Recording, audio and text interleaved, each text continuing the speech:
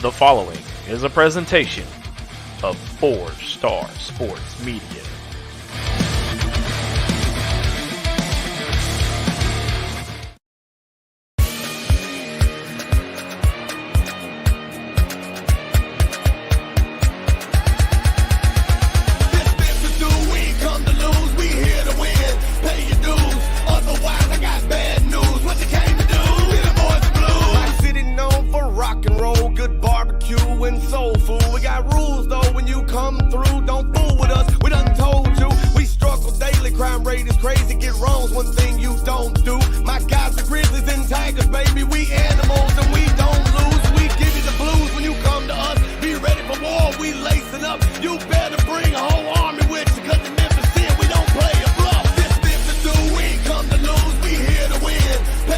Welcome to the Germantown Village Wine and Liquor Studios. Germantown Village Wine and Liquor. They have single barrel whiskeys you can only find in their store. Go by and see Stephen Plunk and tell him 4-Star sent you. Now, it's time to get to the point with your hosts, Wes Pruitt and Brandon Bumgarner. We gon' eat every one of you for dinner, man. Get your tickets outside, it's going down tonight. This is our dance, just don't quit it, man. This thing's to do, we ain't come to lose, we here to win. Pay your dues, otherwise I got bad news. What you came to do? Get them boys the blues, get them boys the blues, get them boys the blues, get them boys the blues, get them boys the blues, get them boys the blues. What you came to do? Get them boys the blues.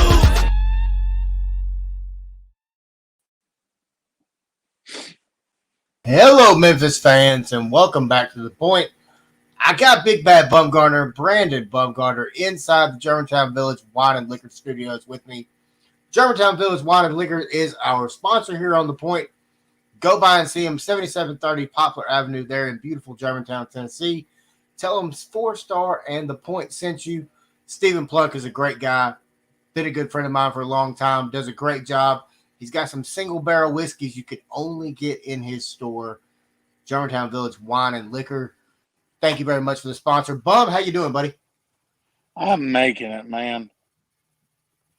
Yeah, we'll get into a very I don't know. I really don't know how to put it, Brandon. The football program is just. Can we not talk about football and just talk about basketball tonight? I mean, we're going to touch on football at the end. I know we will. Basketball, we have to get the people what they want. You got to give the people what they want. You got to give the people what they want. Little Orange Cassidy thumbs up there.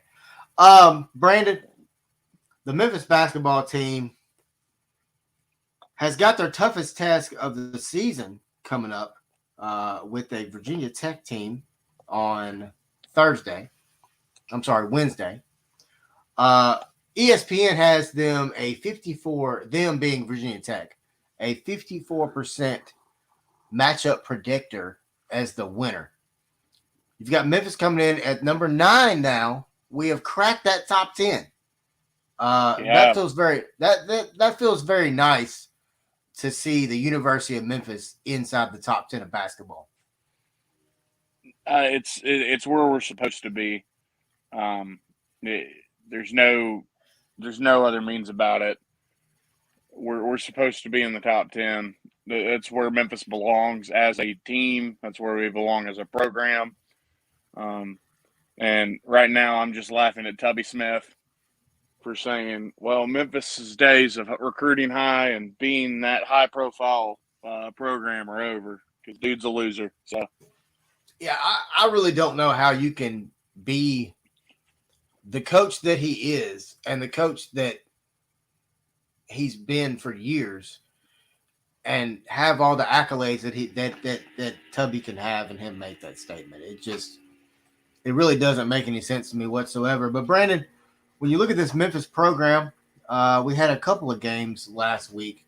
Had a St. Louis team that is, in years past, their pace of play was pretty slow. That has now changed, no doubt about it. Brandon, talk a little bit about that St. Louis game, and then we'll get into the Western Kentucky game next. Yeah, so St. Louis used to do that old Temple style where they would go low and slow down the floor. They'd make you tired doing that because they'd bruise you up. They're still physical, but they still play at a fast level. It's that game was scrappy. One, because St. Louis has a very well coached team. They got good players all over the floor. And two, I mean, the refs basically did whatever they could to make that a basketball game. I don't know, man. Like that game was a little bit weird for me sitting there because it felt like we were down 10 points at certain points of the game. Yeah. But we were up 10, But then the second half comes, and you got Tyler Harris going absolutely crazy. Now, Monty Bates had a really good game that game, and they look like the team that they're supposed to be in the second half. This Memphis team's still, it's still early in the season. Yeah, You're still trying to get it figured out. So it's just one of those. It's one of those games where you gotta get it low and slow. Like I said, just like a nice smoked butt. You gotta go low and slow, take care of it, and you go from there. I really wasn't sure where he was going with that, Nathan. Nathan, when you look at this Memphis basketball team in that St. Louis game, we talked about, in years past, St. Louis had a very slow pace of play. Now they do not. They've got a very talented point guard. That I think Memphis pretty well shut down. He's a nice little player, though, for St. Louis. Yeah, you can never overlook these teams that they choose to play. So this is going to be but the thing about the Memphis schedule, they're going to hit their big stride come next month. Yeah, they are. I think you're hitting that big stride starting Wednesday because you got nothing but good teams coming up all the way until January. Oh yeah. When you look at this Memphis team, you talked about it. We got Virginia Tech. They're 5-0 right now. Coming into the NIT tip off. They beat Maine. They beat Navy by 20. Beat Radford pretty bad. They beat Merrimack bad. Really, honestly, looking at Virginia Tech's schedule, we are their first test. Would you say it's both teams' first test, Brandon? Yeah. I just looked at the schedule. Virginia Tech's played one more game than we have. They're 5-0. We're 4-0. Their opponents that they've played up to this point, not including Memphis, all have 9 wins. Memphis's opponents, unfortunately, only have 5, and 3 of those are for St. Louis. Yeah. But Western Kentucky's been in some really tight battles with other schools, such as Minnesota, and I believe it was South Carolina. And those are the 2 teams that they played really closely. But no, I really think that this battle's coming in. Nathan kind of hinted at it that next month is your big push. Well, if you look at it, this week you got a really good Virginia Tech team and a chance, if you beat this Virginia Tech team, to play an undefeated either Iowa State or Xavier, which Xavier just got themselves into the top 25. They're ranked 25th in the country. I was fully expecting Virginia Tech to be ranked for this this matchup, but they haven't played any notable teams. They beat Navy, who beat Virginia to start the season, and Virginia's just not what they once were. It's a hit or miss. And then next week you go into SEC play, and you play Georgia and Ole Miss. and the following week you have a good Murray State team coming in, and the week after that you play Alabama and Tennessee. Yeah, and So and then the week after that you get right back into conference play. So exactly. So you're hitting. You have to start hitting your stride at least this week, and if you're not going to hit it this week, you got to hit it next Tuesday when you play Georgia and go from there. Most definitely. Brandon, talk a little bit. I mean, I know you know Tyler Harris on a personal level. Talk a little bit about what it meant to you as a Memphis fan to see a kid, I say kid, a young man that you know on a personal level just have a absolute just coming out party. He's a kid to me, man. I was in college. I was a sophomore in college when he was a sophomore at Cordova. I knew of him, and then my cousin was on staff at Cordova. I'm close with Coach Scales over there. To see him come to Memphis, I was there. He made the selection. I was extremely emotional. One, because Penny had just been hired as head coach. Yeah. Two, because a kid that I've watched for 3.5 years play high school basketball, lead the school to their first state championship game. Damn near won it by himself. True. They were down 16 with 4 minutes left, came back and lost by 4. And this is against a Penny coached East team that was very, very good. Yeah. But I look back at those moments, and then I see him commit to Memphis, and that's an emotional day in itself. You sit there and you're like, man, is this kid gonna come play for my favorite team? I've been watching this kid forever. I want him to come be successful for this city, for his family, for himself, and for my high school, which I love dearly. Well, Wes, I'm getting a little background noise on your end. On my end? Yeah. Yeah, there you go. Sorry, I didn't mean to make you mute it, but it was just a humming noise. No, I look back to that moment, and then I look back to him struggling coming out of the gates at Memphis. I don't think he really understood his role. I think he went out there and tried to do as much as he could, and that's not what he was supposed to do. He kind of did whatever he could to help this team, but it was almost like he was trying to do too much. You know what I mean? And then he transfers to Iowa State. That broke my heart. And I mean, selfishly, I was upset, but like, I wasn't upset with him. I was upset because it didn't work out. And then you start to hear the rumors that he's entering the transfer portal, and you're like, okay, is this kid? I never in a million years thought he was coming back to Memphis. I thought he was going to go to some smaller school closer to home. And then, I mean, like, I think it was like 2 or 3 weeks after he enters the portal, he's like, hey, I'm coming back home as a walk-on. Penny Hardaway's a 4-star walk-on on his bench. But Wes, last Tuesday night against St. Louis was the best game Tyler Harris has ever played as a Memphis Tiger. And not only because of what he did, but it was how he did it and what he meant to this team doing it. Like I said, it felt like we were down by, 10 in parts of that game, and we were up by 10. But he came in and just gave some different type of boost of energy, and the guys fed off of it. He had 19 points himself, and he just played an excellent game. That meant a lot to me to see that, and I was just so proud of that moment. Knowing him for as long as I've known him, knowing his family for as long as I've known them.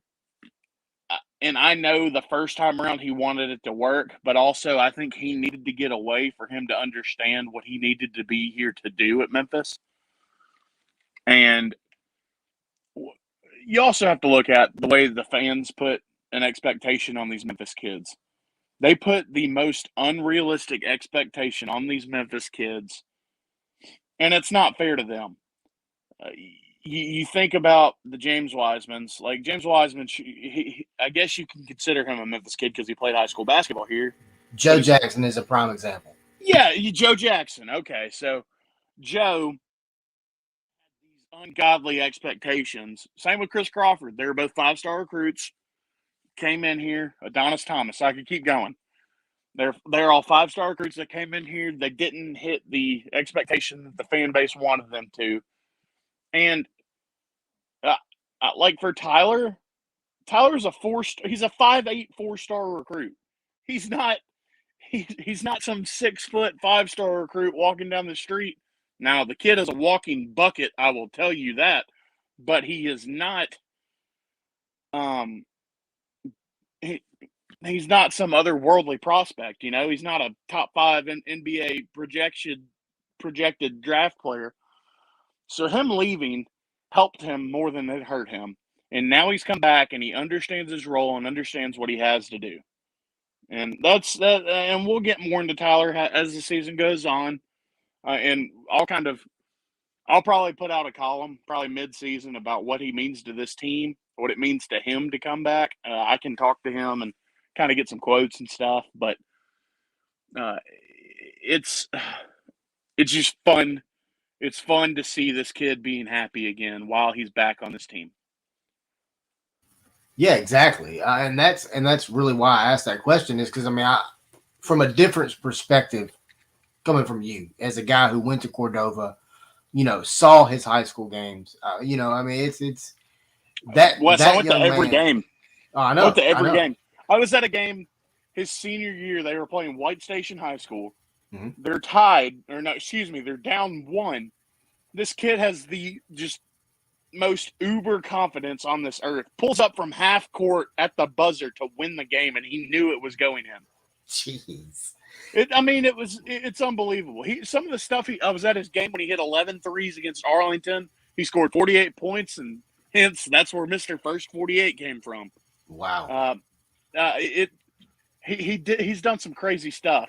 And I know the older fans that we have, no disrespect to y'all. Y'all are going to be like, well, so-and-so was the greatest high school player I ever saw play. Tyler Harris is the greatest high school basketball player I've ever seen play with my own 2 eyes. But to see him come into his hometown, do his own thing with this team, let's let this ride out. This is his senior year, and maybe he comes back next year. Maybe he doesn't, but I want to see how it works. Yeah, and I'm sure the forum was just loving it, but for him to have that moment. There was only like 12,000 people there, and the place was nuts because he was hitting everything he threw up. See, that's awesome. When you got a kid that the bucket's this big, and then you got a crowd behind you. He was just showing out for sure. Brandon, with the game coming up against Virginia Tech Wednesday night, I think it's going to be a good game. I think it's going to be a good test for Memphis. Also, I think this is our first big ESPN2 game. It is. So, it is. Yeah. So, it's big for the brand of Memphis basketball. And I think we're going to walk out of there Wednesday night with a win. I really do. It might as well be Thursday, man. They're playing at 8:30. That's a late game, especially in New York. You're an hour ahead. It's a 9:30 game for them once they move up that hour. I know they left today. Oh, really? Okay. Yeah, they left today. I believe they're there now. And Thursday is going to be a very fun and tough test for this team. Virginia Tech is a much better team than they're 5-0, but they're a better team than what their record shows. Oh, yeah. They are undefeated. Yeah, most definitely. They're a very well-coached team. And, this is an old rivalry. It goes back to I believe the Metro Conference days, Yep. So, it should be fun. It's going to be a lot of hear me out. You have to rely on freshmen. Yeah. Freshmen are going to take you as far as they can. Now, Listen to me. If you're relying on Jalen Duren to score 22 and 19 every single night, I'm not going to lie to you. And I don't want you to be upset because it's not going to happen every single night. No, It could but happen. It can happen more nights than most, but it's not going to happen every single night. And I'm going to venture out there and say it's not going to happen on Wednesday night. But I'm also going to go out there and say, I don't see Amani Bates only having 5-point games very many times this season. So you do have pros and cons where this leads from this past Friday's game. well, I mean, let's go. Let's just quickly just run down the roster. If one guy has an off night, you've got what 12 more that can have a great night. So, and we'll talk about Alo here in a little bit, but Alo was horrible on Friday. Earl Timberlake came in late second half and just killed it. He looks like he's getting healthier. Then you got Duren, top to bottom, 22 and 19. Yeah. The kid turned it. Listen, his birthday was last Thursday. He was 17 years old. The next day, he turns 18, putting big boy numbers up. I mean, was. It's unreal. It's unreal what this kid's potential is. I haven't seen him live and in person, but he looks like goodness. He looks like he just runs the whole floor in like 6 steps. I mean, it's crazy. He makes Joey Dorsey look like a baby.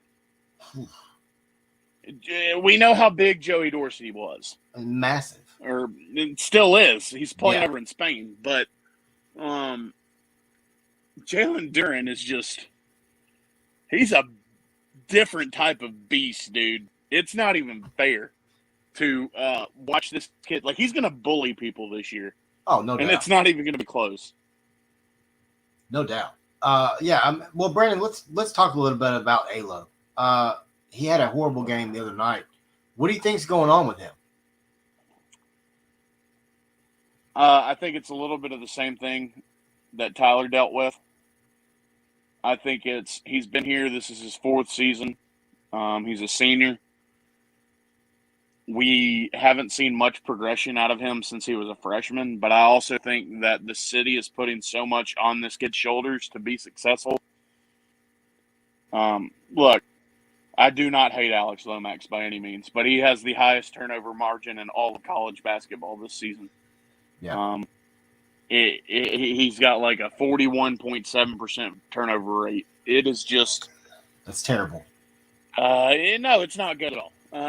But the kid makes up for what he can on defense. But I have to say one thing, and I'm going to leave it at that.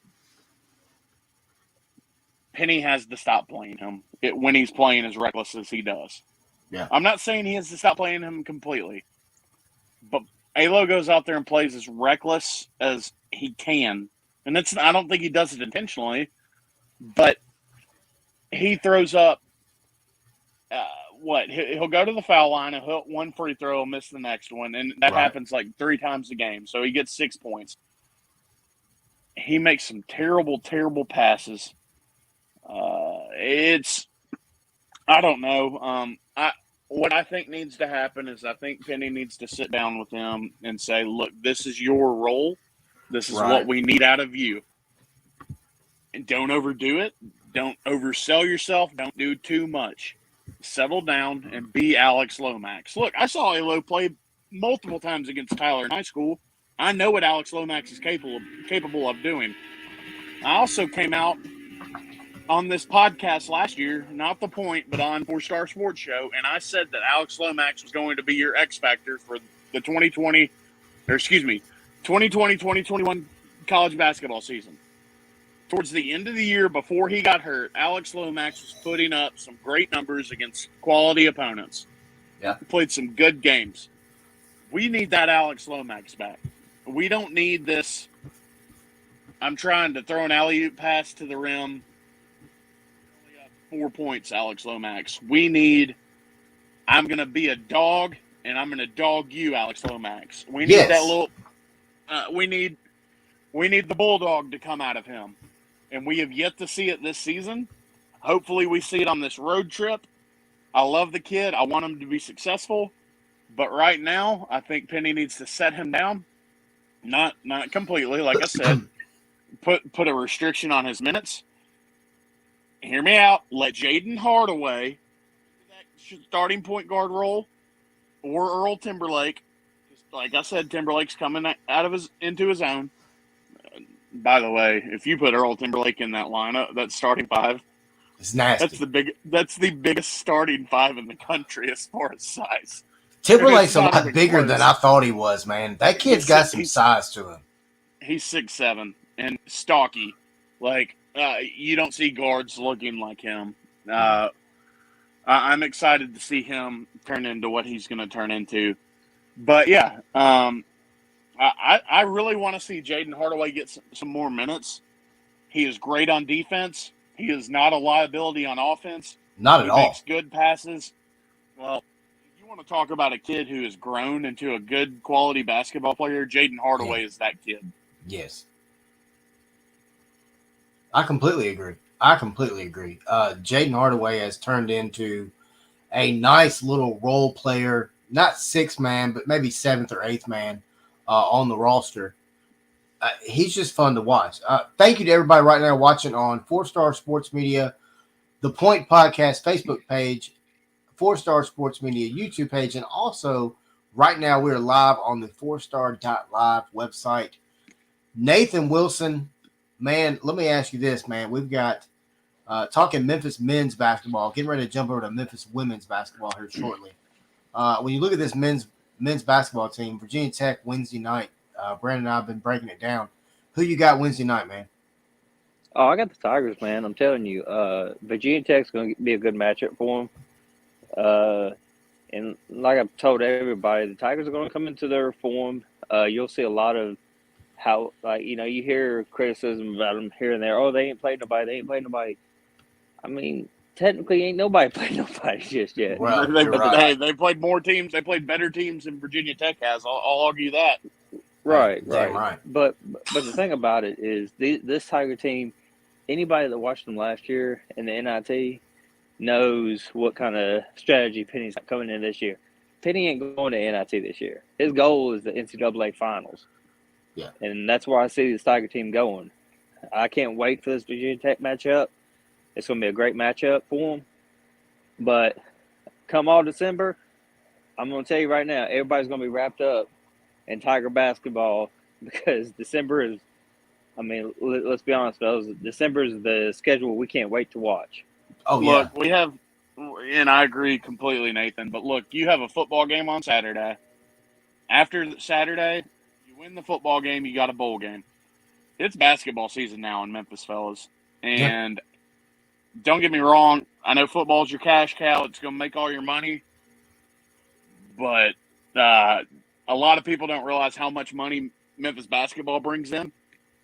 Also, I don't mean to get political here, but side note, the Grizzlies lifting the COVID vaccine and testing restriction at FedEx Forum. Attendance is going to go up. That's big huge. Time.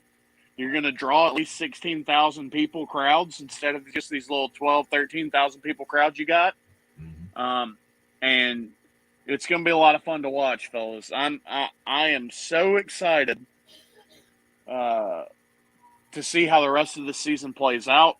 I'm excited to see how they play on Wednesday night. I'm excited to see how they play Friday night. So listen, you have 2 games this week no matter what. You got a game on Wednesday and a game on Friday. If you win Wednesday, you're playing the winner of Virginia Tech and Xavier. If you lose, you're playing the loser. So I want to go up to New York. They're playing in Brooklyn, I believe. You go into Barclays Center where they just hosted WWE Survivor Series. Yep. Well, guess what? This is a Survivor Series for Memphis because it's a mini tournament and it's a tournament set up to. Honestly, listen, hear me out, Wes, and I know I keep saying "hear me out." Sorry about that. Oh, you're good. But, you look at the format of this tournament. I know it's only a 4-team tournament. Yeah. It's 4 quality opponents, though. Very much. Well, it is, but you look at it. Who's to say Penny didn't set this tournament up, like scheduling wise, for him to say, okay, this is the only tournament that's truly played just like an NCAA tournament weekend, Yeah, where you have one bye day, and then you play another quality team right behind it. I didn't think about that. Yeah, I mean, it's going to strategically, and I know I might be speaking, just blowing smoke out my butt here, but strategically it is set up for you to be successful instead of playing in a Maui Invitational where you play a game Tuesday, Wednesday, Thursday, Friday. Yeah. Playing a game on Wednesday, you're off on Thursday for Thanksgiving. You get to spend that with your teammates, and if your family comes in town, and then you play on Friday. Yeah. Which it excites me, man. It really excites me. Also, I have, and I don't mean to keep harping on it, but Oh, you're good. I've looked at this bench several times, and during timeouts, the coaching, and I'm not close enough to see everything that goes on in the huddles, but the coaching, you could see Larry Brown getting in there telling guys, hey, do this, this, and this. You could see Rasheed Wallace hanging with the big man saying, hey, this is what we need out of you. And then you see a young and hungry Cody Toppert, who is going to be a head coach in college basketball within the next few seasons, get in there, tell these guys, this is the game plan, this is what we're going to stick to, not to mention your head coach, Penny Hardaway, which we all know what he does. He's got a big voice when it comes to this team. So what I love about that staff is that each one of those guys not only understands what their role is on the staff, but they also can tell the player not only what to do, but why. They're explaining to the player why they're telling them what to do. That's what I love about them. You see a lot of coaches in today's game just say, this is what you do. Don't question it. It's just what you do. But you don't understand why you're doing what you're doing. And with this staff, I mean, I talked about it last week on the show. There's a video of Penny working with Amani Bates, and it's literally step by step. This is why you step this way. This is why you step that way. And it's just, he's just increasing their basketball IQ, and I absolutely love it, man. Absolutely love it. Brandon, let's talk a little women's Tiger basketball. The Lady Tigers had 2 games last week. They made a road trip last Thursday up to Little Rock. Did not come away with the win. Lost 55-50 on the road. Came back home. Close game. Very, very close game. Came back home and got a win against Florida A&M 75-46. And their next game, so that gives them a 3-1 record, which is, I'll take that. I mean, 3-1. You're going on the road this week, tomorrow night, actually, ESPN Plus, 6 p.m., taking on the Liberty Flames. The Lady Flames, I guess, is what they would be called. And then you turn around and you play in the LMU Thanksgiving Classic. So nice little little early season classic Thanksgiving tournament for them. But 3-1 right now. If you're the head coach of the Memphis women's basketball program and its fan base, you got to be pretty happy right now. Yeah, you do have to be happy, and I'm extremely happy with what Katrina Merriweather has done this season. I'm really excited for the future of this team, but this team is very young as well, and you look at them and you're like, dang, they're hungry. Well, and not to mention, Little Rock, Arkansas, they make the women's NCAA tournament just about every year. Don't let your eyes fool you. Oh yeah, no. I know you're gonna say it's Little Rock, but no, they're a quality women's basketball team, and Coach Merriweather's trying to build something here. I'm excited for this game tomorrow. I will absolutely be watching it. I'll probably watch it and then flip over to the UCLA and Gonzaga game, which is going to be a barn burner for men's hoops. Yeah, it is. Number 1 versus number 2, but yeah, I'm very excited with the direction of this women's basketball program. I think she's got it going in the right direction, and I saw a tweet earlier that I believe it's one of the top 20 women's players in the country has them in her top 10. Yeah. That is a type of recruit that is going to change the course of your program. And she knows that. Obviously. Yes. I mean, look, she understands what it takes to build a winning culture. Look at Wright State. Yes. Prime example. So that's what I was going to get at. So Wright State.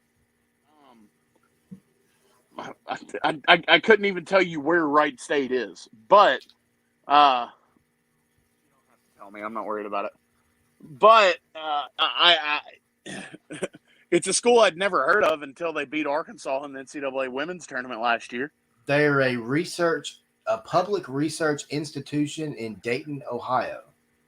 Okay, so they're in Ohio, and that means you're contending with other schools such as Cincinnati, Ohio State, Ohio, for that Akron, matter. Ohio, a bunch of other D1 schools around you. So it's a very, how do I say this? It would be like comparing Belmont to the rest of the state of Tennessee. Yeah. But she did such a great job there, and she comes into here, and she was a program changer at Wright State, man. Like, she won games that she wasn't supposed to win, and that's what she's going to do here. It's the next step up. And honestly, I want her to be so good here that Bill Hargrave, the new president for the university, has to put money on the table for her to be able to stay at the University of Memphis. I completely agree with that statement. And also, you look at it, the American Conference in women's basketball, now that UConn's gone, it's not a barn burner, so to speak. You know, you have a chance on both the men's and women's side. In all honesty, to win it every single year. You have a chance to just do like Memphis did when we were in CUSA and just win it every single year. Every year, you've got that opportunity in the palm of your hands. Exactly, and I think Coach Merriweather knows that, and I think that's why she came to Memphis. Not to mention the new commodities that you have with this program. You have a brand new El Marone Fieldhouse that was just redone. Looks beautiful. You can, honestly, and I don't know why they wouldn't, you can recruit just off of Penny Hardaway. Yeah. You look at Memphis Madness. You show the girls that you're recruiting videos from Memphis. What other women's basketball program is getting the recognition at a preseason practice that the women's team is? Exactly. Not. Maybe UConn, they probably have their own practice. They don't even do it with their men. Probably not. So you think about the young ladies she can recruit and get to come play basketball here. Why wouldn't you pick Memphis? The competition's good. You get a great education, especially if you're a business major. You can get a great education if you're a business, any major, honestly. The University of Memphis offers a ton. They've got one of the best criminal justice programs in the nation. Exactly. So, there's reasons for that. Yeah, I know. but no, it's very nice to see this women's program being prioritized now. Yeah. And turning into something that they, like I said, and I think I've said it on the podcast before, they used to be a tournament team just about every year back in the 90s and early 2000s. I mean, Tamika Whitmore, one of the greatest, if not the greatest, women's basketball player to ever come into the University of Memphis. I'd say she made the tournament almost every year. Coach McNillis was her coach. Yeah, great coach. Exactly. Legendary coach. Exactly. So left Memphis to go to Southern Miss, as odd as that is. But yeah. Yeah. But you can build something here. Oh, most definitely. And I think Coach Merriweather and her staff are doing that, and I'm very excited to have them here doing it. And what I'm excited about, I'm going to go out on a limb. I'm going to go out on a limb. And I keep saying it. That's like the 5th time I've said it on this show. But I am going to say I don't think there's another podcast or show in Memphis that is really talking about them the way that we are, and I it's would because probably we agree with mean that. it. Yeah. It's because we mean it. We Yeah. want them to be successful. Yes. We want Coach Merriweather to be able to be, like not trust our brand, but trust the fan base and say, Yeah. look, Memphis is a great fan base. I've watched a couple of their games on TV. I've been meaning to get out there. I've just been too lazy to go.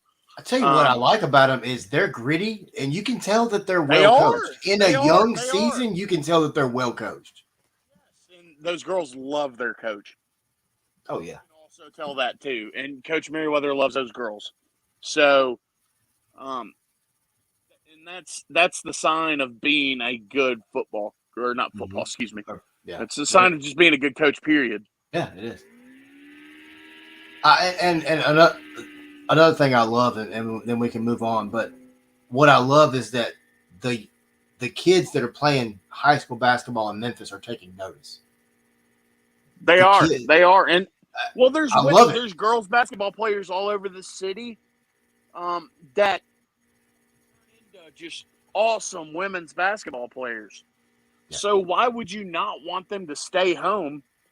Give them that same light that you give the men's team. It's not the exact same by any means, but no, but it's a notable program. Yeah, where you can turn it into something where the fans buy in and they're like, "Hey, Memphis plays a women's basketball game today. Tickets are $10. You want to go watch them play?"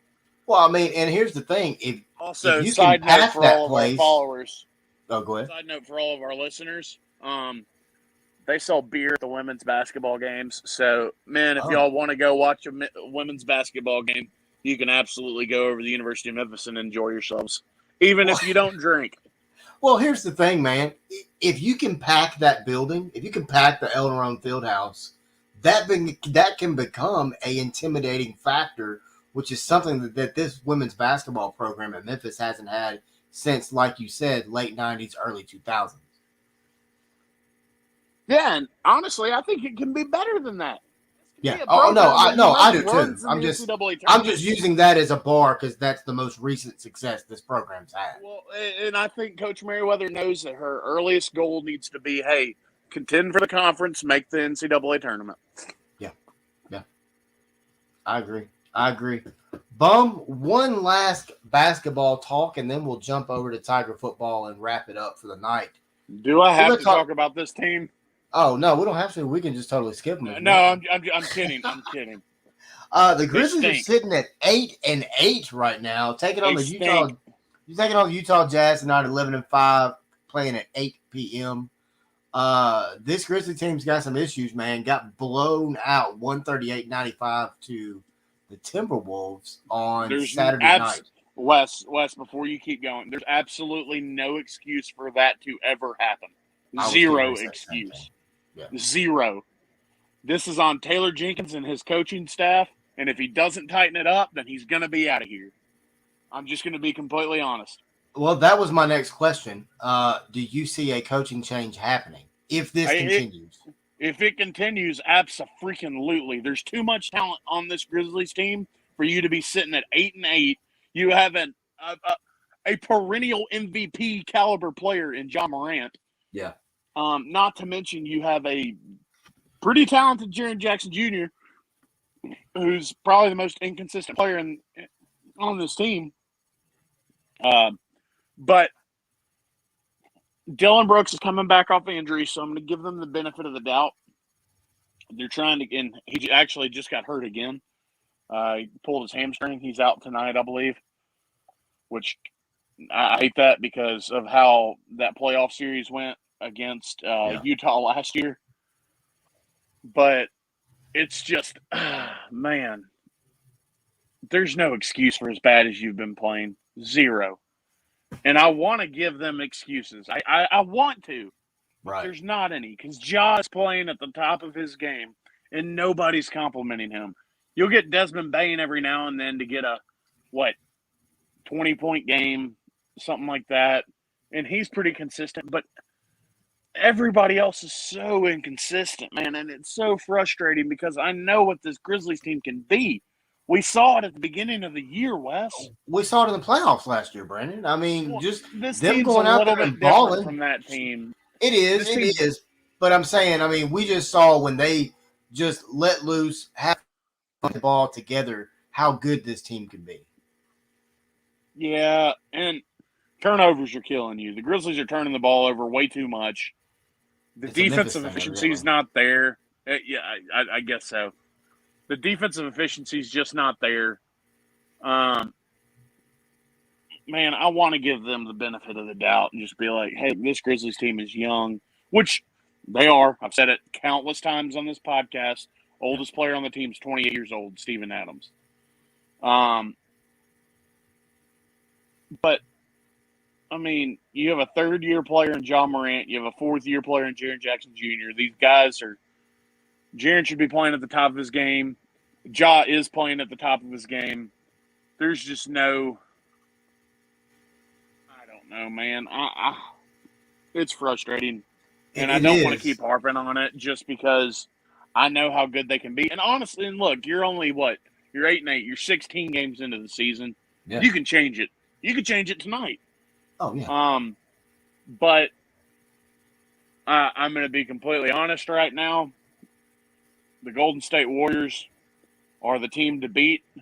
Their only loss, I believe, is to the Memphis Grizzlies. I don't know how many losses they have.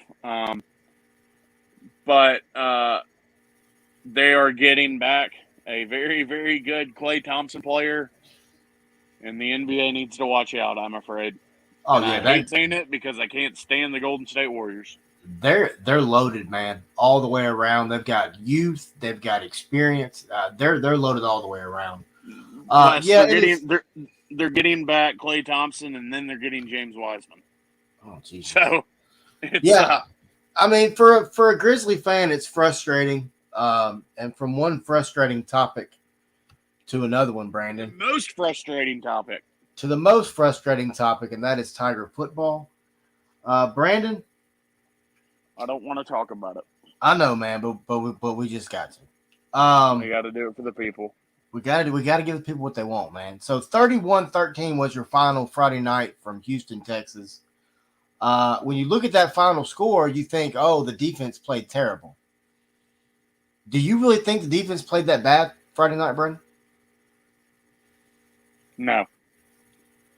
I do not think the defense played bad at all. I think people are looking at the offensive woes and blaming it on the defense. The defense is what kept you in that. It was an 8-point game early in the fourth quarter. Yeah.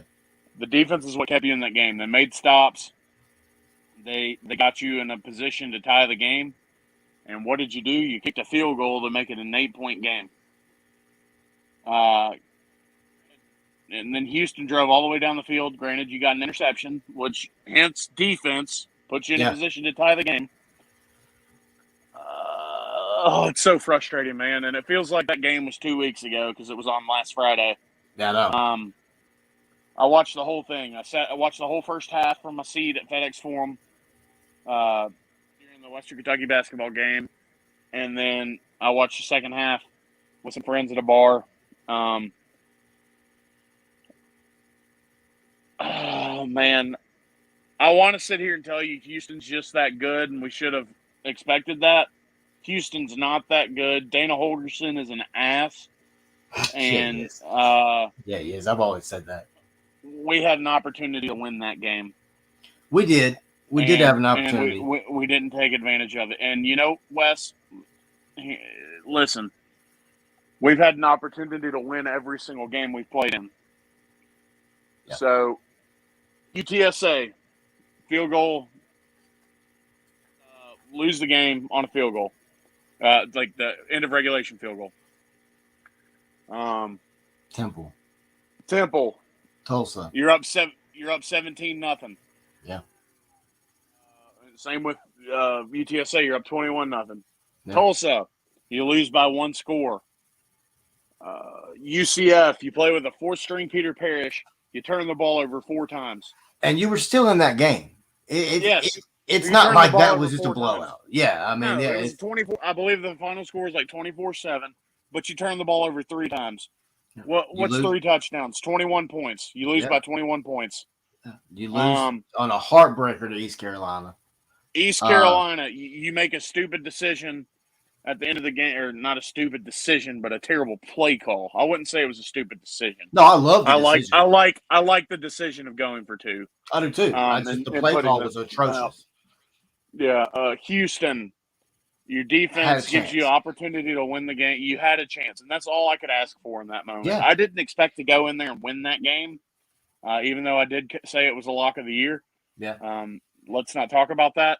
Yeah. I get a lock of the year in basketball. I will be using it extremely soon, just letting you know. And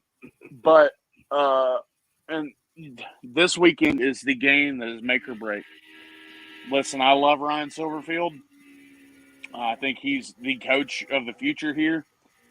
But if you lose this game on Saturday at 6:30, there's going to be an uproar from this fan base, and they are going to be asking a lot more questions.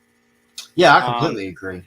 I'm not going to sit out here and say he doesn't deserve to be the head coach here. I absolutely believe he thinks he should be the head coach here. I think they hired the right guy. Like I said, you've lost every single game you've lost has been a winnable game for your team, especially 4 of your 5 losses or 6 losses now. So you could absolutely be sitting here at 9-2 going into the last game of the season.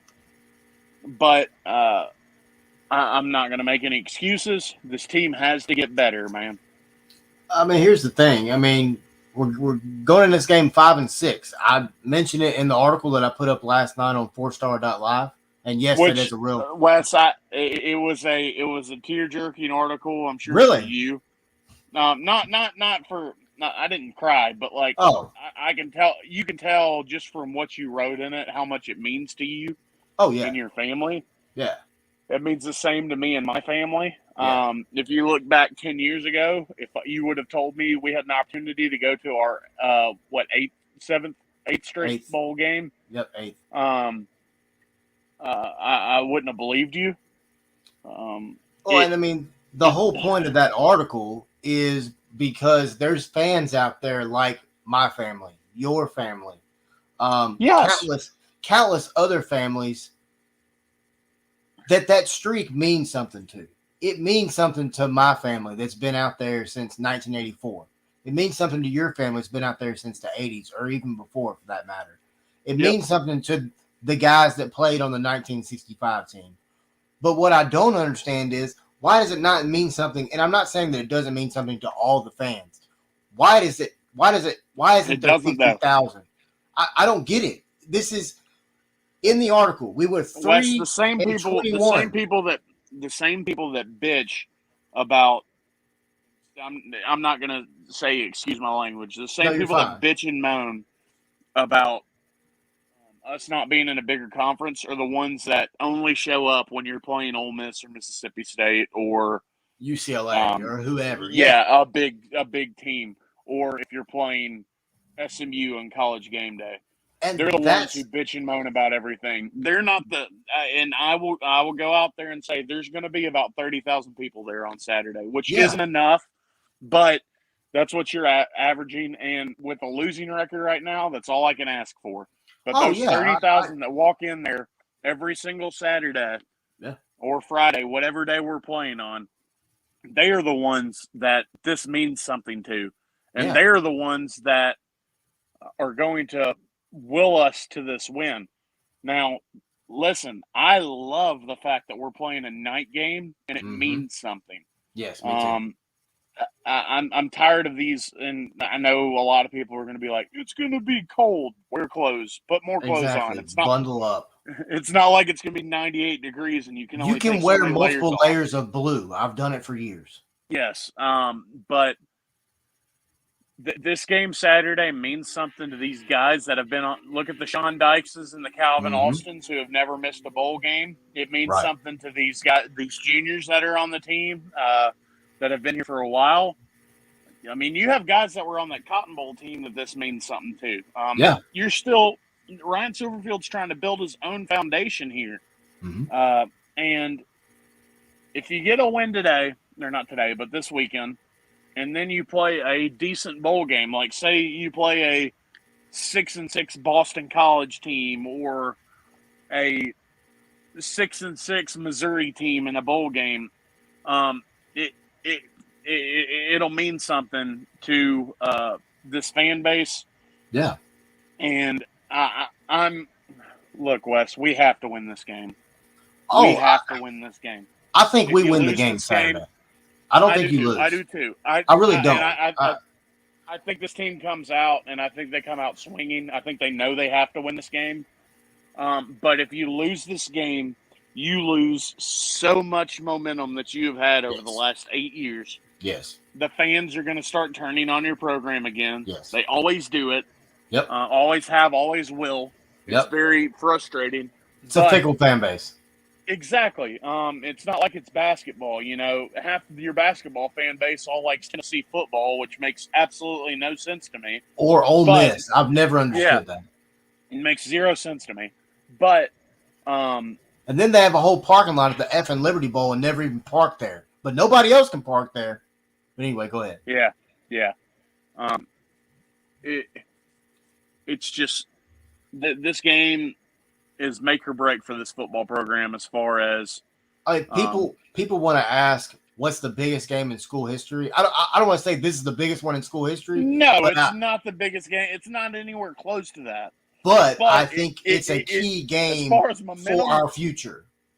As far as momentum of this program and what this future of this program holds, damn it, you have to win this game for you to even maintain that momentum.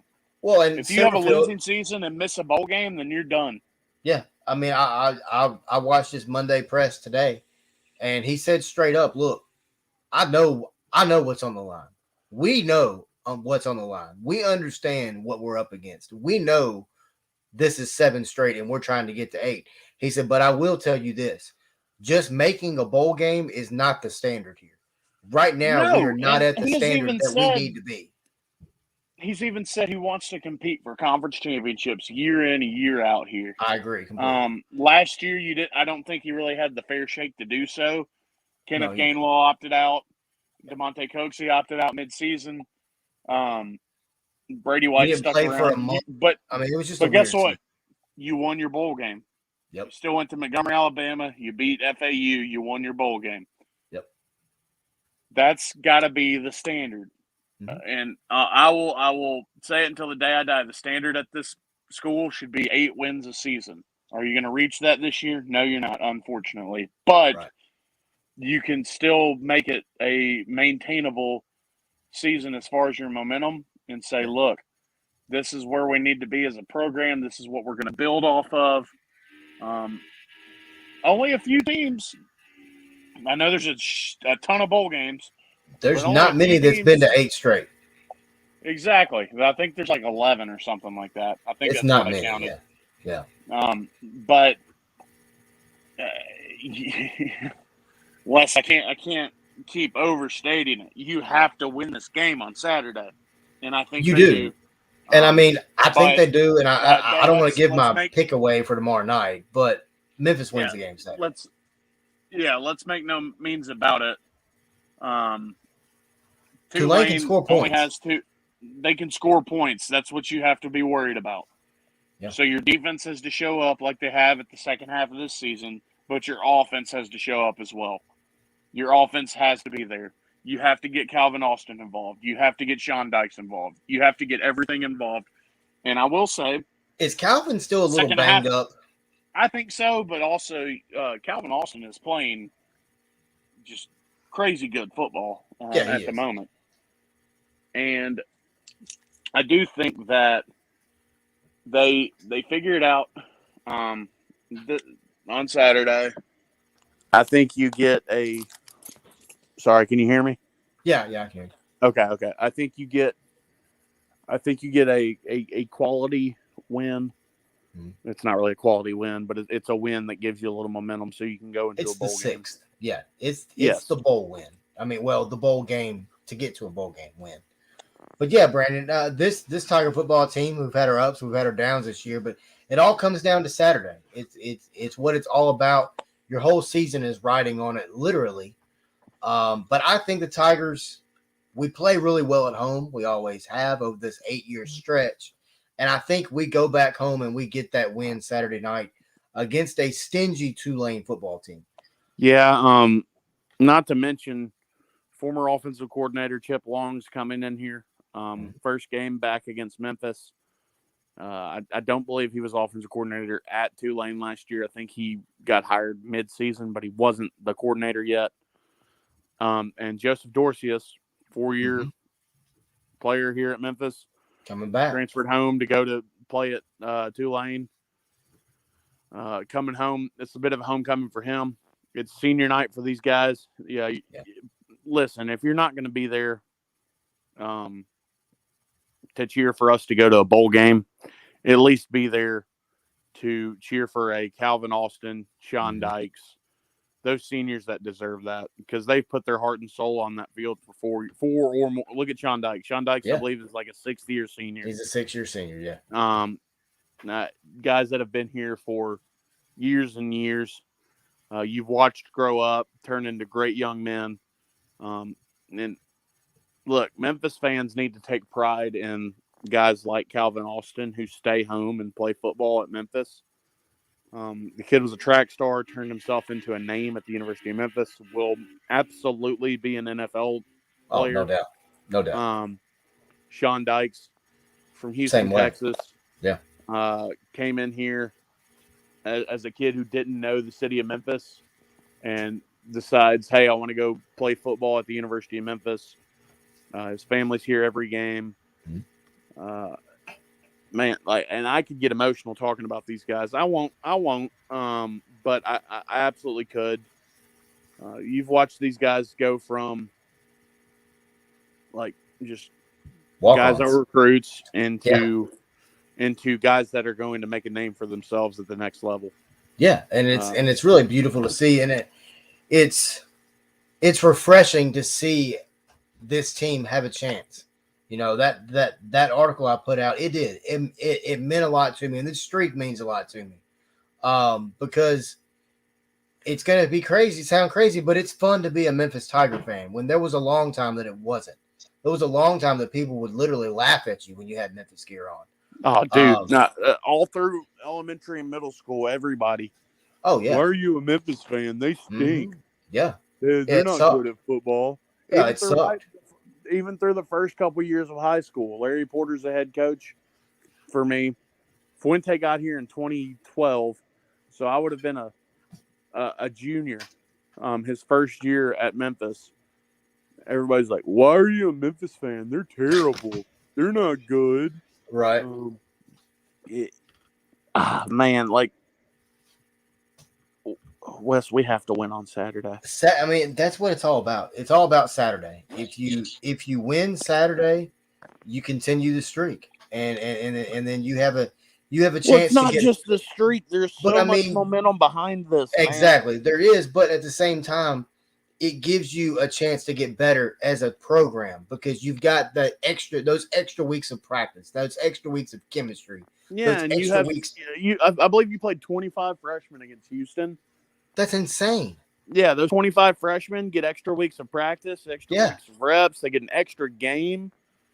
And that'll mean something to these guys. And it also gives them that bowl experience, which is you have recruits that look at this program and are like, okay, do I want to go play football at the University of Memphis if they have this momentum post this season? Yep. It's a tough thing, man. You just got to show up, and then that's really what the whole point of that article was. All I'm asking you is to show up. Listen, anybody that listens to this podcast, and I don't give a damn if you heard one thing that me or Wes said all day. I'm asking from my heart, please take, if you're able to, 3.5 hours out of your schedule on Saturday night at 6:30. Show up, be loud. Go to Liberty Bowl, watch this team play, cheer them on, give them the support that they deserve, the support that they need, and cheer them into this next season. Mhm. Not even just the bowl game. Cheer them into this next season. Tell them, hey, we are proud of you no matter what your record is. Tell them Yeah. that we need them to we need these fans to show up, man, and it's just so heartbreaking to see them It not is. support a team. Luckily, you've made the game, and I know a lot of people. Luckily, look, this year you don't have a Black Friday game Right. where everybody's out shopping, and everything like that. You get 2 days after Thanksgiving. You have a lot of people that come into town for Thanksgiving. Maybe those Mhm. people are still in town. Make it a family affair. Take your family out to Tiger Lane. Tailgate. Take your Thanksgiving leftovers out to Tiger Lane. There, you know, Tailgate. there's gonna be plenty of turkey Warm left them over. up. Go out there and chomp You on some can turkey. have a fire pit on Tiger Lane. I'm just letting, as long as it's a Yeah. maintained fire in a fire pit, you are allowed to have it. Yeah. And just have a good time with your family, man. Exactly. It's Thanksgiving week, Wes. We need to be thankful for what we have. Mm-hmm. And you know what we have? We have a Tiger program that is right now in the midst of its most the greatest run in school history. sustained success in school history. And we've got to be thankful for it. But in order to be thankful, you got to show up and you got to cheer them on. And if you can't be there, watch it on TV because those TV ratings matter at the Help. end of the day as well. Yeah, like if you're out of town for Thanksgiving, put it on your phone, put it on your tablet, put it on the TV. Yeah. Those ratings go a long way. People want to ask why we're not in the Big 12. The Big 12 looked at TV market ratings. Memphis doesn't have the biggest TV market as far That's as it. college football. Watch those games, man. Watch those games. Yeah, it's gonna be a fun time Saturday night. 6:30 kickoff there at the Liberty Bowl. I know Big Bad Bumgarner will be there. I believe I'll be Willie there B. shirtless. Oh I'll be wow! there shirtless in 30-degree weather. Jesus. I believe Willie B will be up in the press box for 4-Star Sports Media. But once again, for Brandon Bumgarner, I am Wes Pruitt. You've been inside the Germantown Village Wine and Liquor Studios. You've been listening to The Point on 4-Star Sports Media, YouTube, The Point Facebook page, and also the 4-Star Sports Radio Network at 4star.live. For Brandon Bumgarner, I am Wes Pruitt. Thank you for getting to the point. Go Tigers.